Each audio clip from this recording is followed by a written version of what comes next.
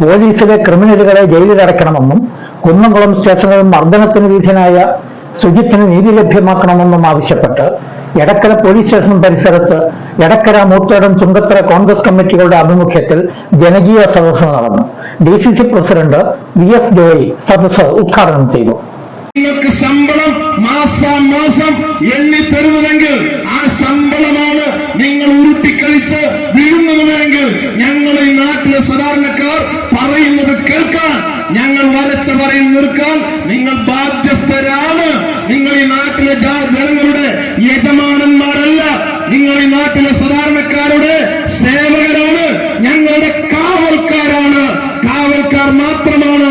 ഇന്ത്യനെ പിടിക്കുന്നു, കഞ്ചാവ് പിടിക്കുന്നു, പക്ഷെ ഇതിന്റെ സോഴ്സ് എവിടെയാണ്?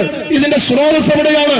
ആ മാഫിയകളെ പോയി അവരുടെ മാളത്തിൽ ചെന്ന് അവരെ കീഴ്പ്പെടുത്താൻ കഴിയുന്ന ഒരു നടപടിയുമില്ല ഇവരുടെ കയ്യിൽ. ഇനിയും ഈ രീതിയിൽ പ്രവർത്തിക്കുന്ന പോലീസുകാരുടെയൊക്കെ വീടിന്റെ മുമ്പിലേക്ക് തന്നെ ഇതുപോലെയുള്ള പ്രതിഷേധ മാർച്ചുമായി ഞങ്ങൾ കടന്നു വരും. ബ്ലോക്ക് കോൺഗ്രസ് പ്രസിഡന്റ് ബാബു തോപ്പിൽ, മുൻ പ്രസിഡന്റ് ജേക്കബ് പാനായി തുടങ്ങിയവർ സംസാരിച്ചു. News bureau, Edakkara.